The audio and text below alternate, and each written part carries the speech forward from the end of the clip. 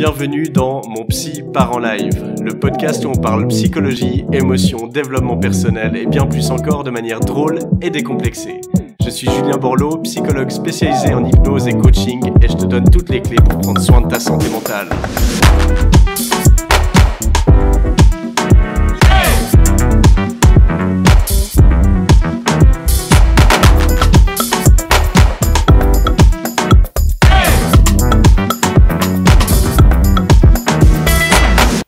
Bonjour à toutes et à tous, bienvenue dans ce nouvel épisode de mon podcast Mon Psy part en live. Je suis Julien Borloo, psychologue à Lausanne et aujourd'hui j'aimerais vous parler et vous donner des conseils sur comment vous lancer dans un parcours d'indépendant. C'est en effet une thématique qui me passionne parce que ça fait depuis 2016 que j'ai commencé mon chemin dans l'indépendance. J'ai d'ailleurs consacré l'épisode numéro 14 de ce podcast sur mon parcours professionnel et sur ce parcours d'indépendant. Donc si cela vous intéresse, je vous invite à écouter l'épisode numéro 14 également. Et puis c'est une thématique qui m'habite encore aujourd'hui parce qu'aujourd'hui j'ai fondé ma SARL, donc je suis mon propre patron, je suis mon propre employé également. Je n'ai pas encore d'autres personnes qui travaillent dans ma SARL. Donc c'est quelque chose que je vis au quotidien et j'adore partager avec des personnes qui souhaitent se lancer dans un parcours, dans une activité indépendante parce que il y a tellement de choses qui se mélangent autant en termes de compétences techniques, sociales et évidemment psychiques. Et c'est là-dessus que je vous propose qu'on s'attarde aujourd'hui. C'est sur toute la dimension mentale qui est nécessaire, qui est challengée dans un parcours d'indépendant. Parce que souvent, lorsqu'on décide de se lancer ou qu'on envisage de se lancer dans l'indépendance, on a souvent peur de manquer de moyens. On pense souvent à l'aspect matériel, à l'aspect monétaire, de comment est-ce que je vais tenir dans cette voie. Et puis en fait, c'est pas la première préoccupation. Les gens devraient plutôt se préoccuper de comment est-ce que je vais tenir mentalement, comment est-ce que je vais faire pour gérer tout ce stress, toutes ces décisions importantes, comment je vais faire pour me gérer au niveau de ma propre discipline, etc. Parce que au final, c'est ça qui va faire la différence, beaucoup plus que l'argent ou d'autres types de compétences techniques. Ce qui va faire la différence entre un indépendant qui va réussir et un autre qui va abandonner, c'est sa capacité mentale à persévérer, à apprendre de ses erreurs, à accepter les erreurs également et à rebondir après ça. Donc moi, j'aimerais vous partager un petit peu certaines de mes leçons que j'ai glanées au fil des années depuis 2016. Évidemment, c'est pas exhaustif et puis je pourrais parler de cette thématique pendant des heures parce que c'est vraiment quelque chose qui me passionne, mais j'aimerais vous donner un peu de mes apprentissages et peut-être ce que j'ai pu apprendre de mes erreurs aussi pour éviter que vous les refassiez. Et comme d'habitude, je vais y aller un peu pêle-mêle et me laisser porter par le flow. Alors, un premier conseil que je donnerais à toute personne qui se lance dans l'indépendance, c'est déjà d'assumer sa nouvelle identité d'indépendant, même si on n'a pas encore de résultats. Alors, qu'est-ce que j'entends par là ? Par exemple, quand j'ai commencé, c'était donc en 2016, je n'avais pas du tout de personnes qui venaient à mon cabinet pour des consultations. Ça m'a pris vraiment plusieurs années, 3 ans et demi environ, avant que ça devienne mon revenu principal. Et donc pendant toutes ces années, j'ai jonglé avec d'autres jobs à côté pour payer mes factures. Et donc j'avais de la peine à assumer mon identité d'indépendant parce que j'avais pas de clients qui venaient. Donc quand on me demandait ce que je faisais, je disais je travaille à l'armée, par exemple. J'avais été psychologue au recrutement à l'armée. J'ai bossé dans une association qui s'appelle Fleurs de Pavé. On faisait de la prévention dans le milieu du travail du sexe. Donc, on faisait de la prévention en santé sexuelle, dans la prévention des violences, etc. J'ai bossé dans des foyers aussi, des foyers psychiatriques ou des foyers pour personnes souffrant de toxicomanie. Et donc, je parlais toujours de ça en premier. J'osais pas dire que j'étais psychologue indépendant, tout simplement parce que j'avais pas encore de résultats. Et puis, c'était une grossière erreur parce que si vous vous présentez pas selon ce que vous voulez devenir, selon le titre que vous vous donnez et que vous souhaitez développer, eh bien personne ne va être au courant. Et donc si les gens savent pas que vous avez une activité indépendante, eh bien ils risquent en tout cas pas de vous contacter pour devenir des futurs clients. Et une image qui m'a aidé, c'était celle du sportif d'élite. Vous savez, un sportif d'élite, eh bien on l'intitule comme ça, pas en fonction de ses résultats, mais en fonction de son processus. C'est-à-dire que il y a des milliers, voire des millions de sportifs d'élite dans le monde, et on les intitule comme ça, pas parce que c'est eux qui ont gagné la médaille au JO ou une compétition. Ils sont des sportifs d'élite parce que c'est ce qu'ils font tous les jours. Tous les jours, ils se lèvent, ils s'entraînent, ils se nourrissent en fonction, etc. Et donc, leur identité, elle est basée sur leur processus. Et ces sportifs, qu'ils gagnent ou qu'ils perdent à leur compétition, eh bien, cela reste des sportifs d'élite. Parce que c'est là-dedans qu'ils mettent leur énergie tous les jours. Et donc, dès le moment où j'ai compris ça, j'ai commencé à me présenter en tant que psychologue indépendant avant de parler de mes autres activités. Et puis, quand on me demandait si ça marchait bien, eh bien, alors là, j'expliquais que voilà, j'étais encore en train de construire mon activité, que ça prenait du temps pour me faire connaître, me faire une clientèle, mais que c'était voilà ça que je voulais faire sur le long terme. Donc commencez par assumer votre nouvelle identité et vous verrez que ça sera beaucoup plus simple au niveau du sentiment de légitimité et aussi pour vous faire connaître. Un autre conseil que j'aime bien donner et qui évidemment n'engage que moi, c'est mon opinion et c'est dans mon processus que ça a fonctionné. Donc tous les conseils que je vous donne aujourd'hui, ils valent ce qu'ils valent. C'est-à-dire, je vous partage mon expérience et puis si vous me demandiez des conseils, c'est ça que je vous dirais. Mais ça veut pas dire que c'est ça qui va fonctionner pour vous ou que d'autres techniques ou d'autres approches sont fausses.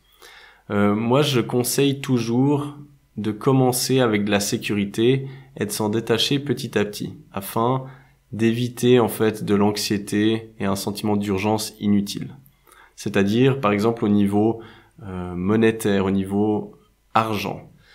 Très souvent, ce que je vois et que moi je considère comme une erreur, c'est des personnes qui veulent se lancer dans l'indépendance et qui quittent tout du jour au lendemain, qui font une carte de visite, un site internet et puis qui pensent que ça va suffire pour obtenir des clients au bout de 3-6 mois. Puis généralement, eh bien ils sont en stress, ils perdent beaucoup d'argent parce qu'ils vivent sur leurs économies et puis au bout d'un an, ils ont plus rien et puis ils se disent que ça ne marche pas et donc ils abandonnent. Moi, si j'avais eu cette approche, eh bien j'aurais abandonné également. Et je ne pourrais pas vivre mon activité de rêve aujourd'hui. Parce que comme je l'ai dit plus tôt, moi ça a pris 3 ans et demi avant que ça devienne mon revenu principal. Et pendant ces 3 ans et demi, j'ai vraiment quasi rien gagné. Je crois que mes 3 premières années, j'ai fait environ 30 consultations en tout sur 3 ans. Donc moi, ce qui m'a aidé, c'était d'avoir justement cette sécurité financière en ayant des jobs à côté. Alors, j'étais très occupé, j'ai beaucoup bossé, j'avais du coup pas énormément de temps pour développer mon activité de psychologue indépendant, mais eh bien ça m'a permis de la développer tranquillement, sans sentiment d'urgence. Et puis petit à petit, comme j'avais plusieurs emplois à temps partiel, eh bien j'ai pu les quitter petit à petit, les uns après les autres, et jusqu'au jour où je me suis dit bon, là j'ai beaucoup trop. Et il faut que je fasse de la place maintenant pour pouvoir vraiment développer mon activité indépendante. Et c'est ce qui s'est passé. C'est-à-dire que au moment où j'ai démissionné de mon dernier emploi salarié, j'avais pas encore assez de consultations selon ce que j'avais calculé. Mais, eh bien, le fait de mettre à 100% là-dedans, ça m'a permis de me concentrer vraiment à fond et de développer, du coup, beaucoup plus facilement. Donc ça, moi, c'est un conseil que je vous donne, c'est de commencer d'abord avec la sécurité. Peut-être un troisième conseil, c'est de vous rappeler que un parcours d'indépendant, c'est un marathon et pas un sprint. Et donc, il va falloir vous entraîner à développer de la patience. Et surtout, à oublier la gratification instantanée. Parce que c'est souvent quelque chose de frustrant. Si je me rappelle, par exemple, je postais quelque chose sur les réseaux sociaux, une annonce pour un atelier, pour une formation que je proposais, ou bien j'envoyais ça sur ma newsletter, et puis je m'attendais à ce qu'il y ait directement des gens qui me contactent. Et puis en fait, c'est pas du tout comme ça que ça fonctionne. Donc sur le moment, j'envoyais, je me disais que ça servait à rien parce que du coup, ça intéressait personne. Et puis avec les années, j'ai remarqué qu'en fait, eh bien, les personnes, elles mettent du temps avant d'acheter un produit ou de venir en consultation ou en formation. J'avais vu d'ailleurs une étude qui disait qu'on était généralement exposé 7 fois à un message publicitaire avant de passer à l'action d'achat, par exemple. Et c'est vraiment comme ça que ça fonctionne. Parce qu'au fil des années, j'ai vu qu'il y avait des personnes tout d'un coup qui prenaient rendez-vous et qui me disaient, ben voilà, ça fait 3 ans que je vous suis sur les réseaux sociaux, que je lis vos newsletters, etc. Et enfin, au bout de 3 ans, eh bien, ils se sont dit, je vais prendre rendez-vous. Donc, ça peut être extrêmement frustrant et décourageant quand on se focalise sur le résultat court terme. Et donc, c'est là où il faut être capable de penser à plus tard. Parce que chaque graine qu'on plante, eh bien, elle va donner quelque chose. Il y en a qui vont mourir, qui vont rien donner. Et puis, dans le tas, il y aura plein de graines qui vont commencer à germer. Et vraiment, moi, c'est une image que je garde toujours en tête. Je me dis, là, je sème. Je sais pas exactement ce qui va donner, ce qui va pousser. Mais je sais que si je sème tous les jours des graines, du positif, etc., eh bien, il y a forcément quelque chose de bon qui va pousser. Et donc, c'est vraiment la clé est de se focaliser sur notre processus et pas le résultat. C'est-à-dire, si à l'époque, mon objectif, c'était de vivre à 100% de mon activité de psychologue indépendant, eh bien, dans ce cas-là, j'ai dû me demander quel est le processus dans lequel je dois m'engager pour me donner le plus de chances d'atteindre cet objectif. Parce que le résultat, j'ai pas de contrôle dessus, mais le processus, oui.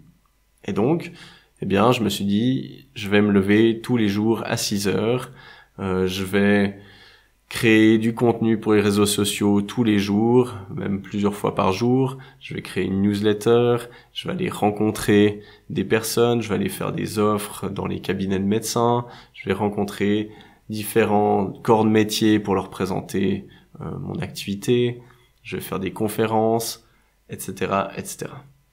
Et ça, eh bien, je me suis dit, c'est le processus qui a le plus de chances de m'amener au résultat que je souhaite. Et puis, eh bien, ça a été le cas. Ça m'a même amené plus loin. C'est-à-dire que j'ai atteint aujourd'hui des objectifs en termes financiers, en termes de reconnaissance ou de notoriété, par exemple, sur les réseaux sociaux, que je ne pensais jamais pouvoir atteindre.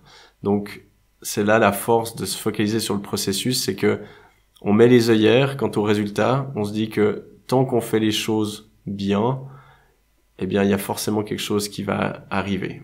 Quoi et quand, on ne sait pas exactement, mais ça va arriver.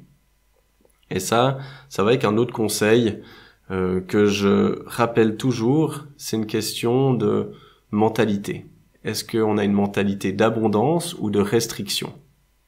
Et la différence entre les deux, c'est mentalité de restriction, c'est des indépendants qui vont se dire « Ouh là là, on est déjà 5 dans ma ville à proposer exactement le même service, il n'y a pas assez de clients, on doit se partager le gâteau, et puis du coup qui vont être toujours en train de regarder la concurrence, d'essayer de leur tirer dans les pattes, puis qui vont être extrêmement anxieux. Moi, je préconise plutôt une mentalité d'abondance. C'est celle que j'ai, c'est-à-dire que je pars du principe que si on a des bons services, eh bien, on trouvera toujours des clients. Il y a même des études qui ont été faites, peut-être que vous avez vu dans des grandes villes dans le monde, il y a des quartiers, par exemple, par profession. Il y aura par exemple le quartier des opticiens, le quartier des cordonniers, etc. Puis on pourrait se dire, mais c'est bête, pourquoi est-ce qu'ils se mettent tous les uns à côté des autres? Il ferait mieux de se disperser. Eh ben, en fait, non. Le fait d'être tous au même endroit, on voit qu'en fait, ça augmente les ventes. Et donc, c'est la même chose. Moi, je vois une mentalité d'abondance dans la clientèle parce que je sais que même s'il y a plein de psychologues différents à Lausanne, par exemple, eh bien, chacun a son approche, chacun est différent. Et typiquement, il y a des gens, même à compétences totalement égales, qui vont préférer un homme ou une femme, ou qui vont me préférer moi à une collègue, etc. Et donc, cette mentalité, elle va aussi aider à enlever beaucoup de pression et puis à se focaliser sur soi plutôt que sur la concurrence. Un autre conseil encore que je peux vous donner et qui m'a été vraiment extrêmement utile, c'est il faut être visible. Et ça, je l'ai compris très tôt dans mon parcours d'indépendant. C'est que je suis parti en me disant bon, j'ai pas beaucoup d'argent pour développer mon activité. J'avais jamais bossé en tant que salarié dans un cabinet de psy, donc j'avais pas beaucoup de carnet d'adresses. Et voilà, je me suis dit comment est-ce que je peux me démarquer? Parce que quand on sort d'études, on n'est pas le meilleur expert non plus. Ça prend des années pour s'entraîner, pour développer des compétences, pour faire des formations continues, etc.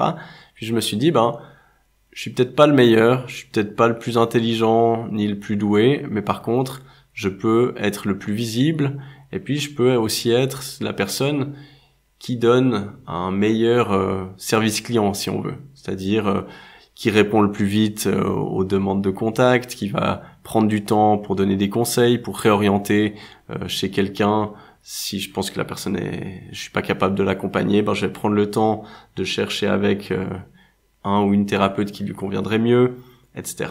Et donc, moi, la visibilité, j'ai utilisé et je continue à utiliser beaucoup les réseaux sociaux. Et en effet, ça a payé pour moi parce que aujourd'hui, la plupart des gens qui me connaissent, ils m'ont découvert sur les réseaux sociaux. Et en effet, on parle de millions de vues chaque mois. Parce que j'ai plusieurs comptes de réseaux sociaux, sur tous les réseaux sociaux les plus populaires, dont certains qui ont pas mal d'abonnés, et ça me fait une énorme visibilité. Et ça, c'est un point hyper important parce que je dis toujours aux indépendants que j'accompagne, vous pouvez avoir la meilleure offre au monde, si personne ne sait que vous existez et que vos services existent, vous pouvez aider personne et personne ne va pouvoir vous contacter. Et très souvent, les gens ont peur d'être visibles. Ils osent pas communiquer, particulièrement sur les réseaux sociaux, pour plein de raisons. Et moi, c'est quelque chose que j'aime bien répéter pour un peu les décomplexer et puis les amener à se rendre plus visibles.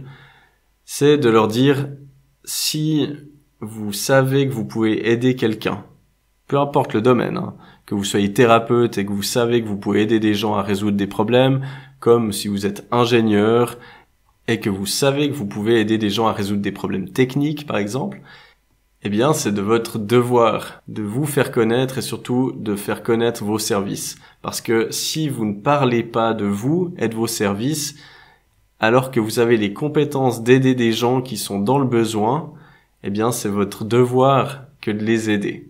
Et ça, souvent, ça aide les gens à se décomplexer et à se dire, oui, en fait, c'est mon devoir de me faire connaître. C'est pas pour de l'ego ou pour juste de la vanité. Non. Le fait de me rendre visible, c'est permettre à des gens de résoudre des problèmes qui sont importants pour eux. Et puis, je vous proposerai de terminer gentiment cet épisode en vous parlant de certaines erreurs que je constate souvent et que j'ai pu faire même personnellement dans mon parcours d'indépendant et que je souhaiterais que vous évitiez. Une première erreur, c'est de croire au revenu passif. Je sais que c'est quelque chose qui est extrêmement à la mode depuis des années maintenant, et puis c'est un peu le fantasme de tout le monde. On aimerait tous avoir de l'argent qui tombe sur notre compte et ne pas être obligé de bosser, avoir cette sécurité financière. Et puis, c'est souvent le plus gros argument des business coachs que l'on voit sur les réseaux sociaux, c'est toujours le même mot qui revient avec les revenus passifs. Alors, déjà, un revenu passif est toujours plus actif qu'il n'en paraît.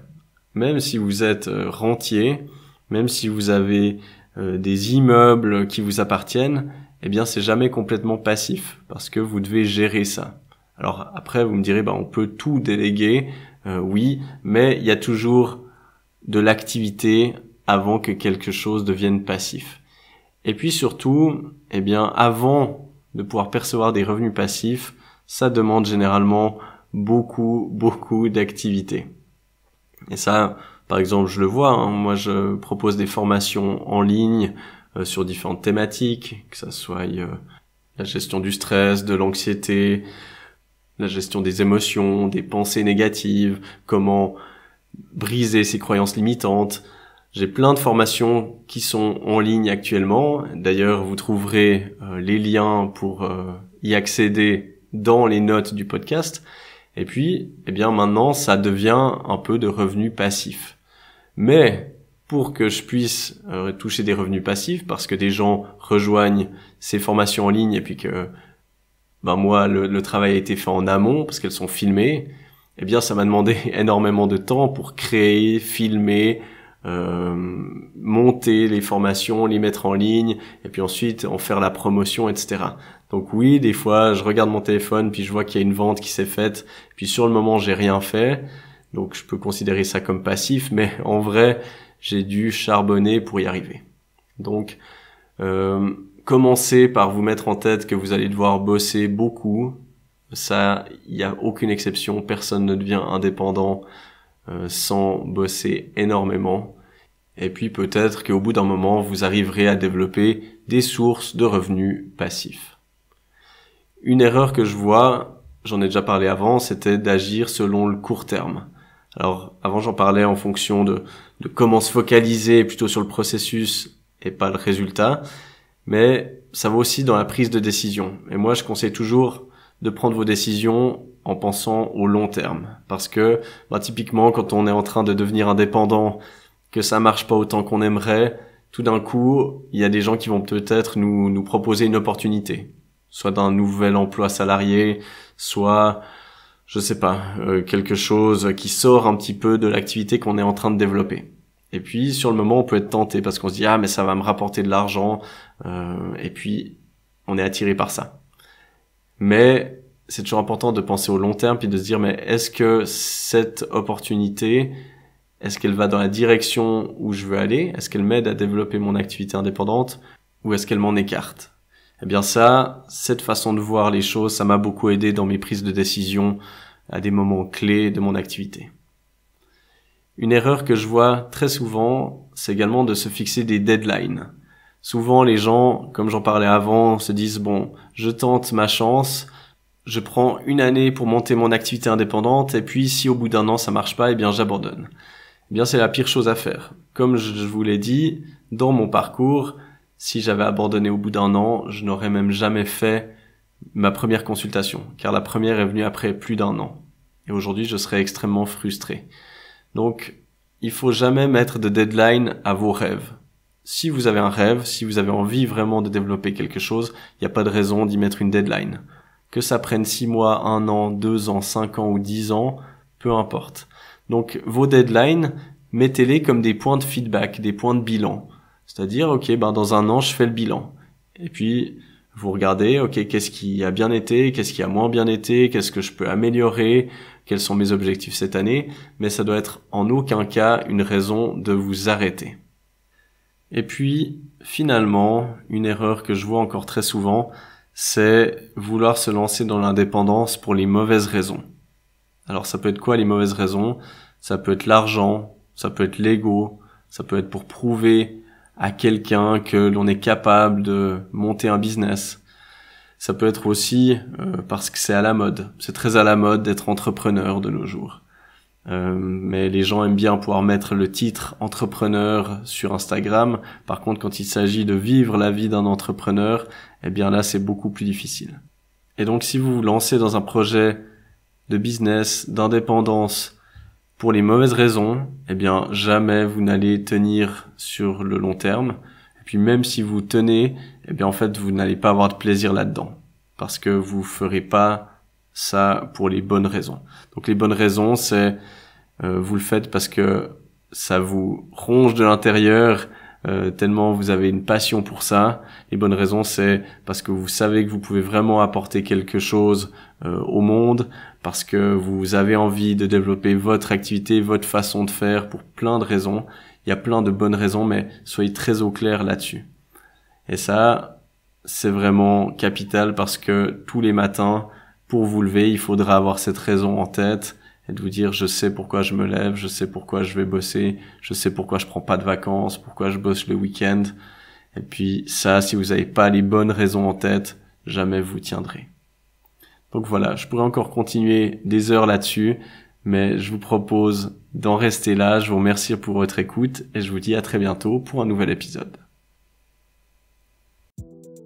Et voilà, on arrive à la fin de cet épisode. Je tenais à vous remercier du fond du cœur de m'avoir écouté jusqu'au bout.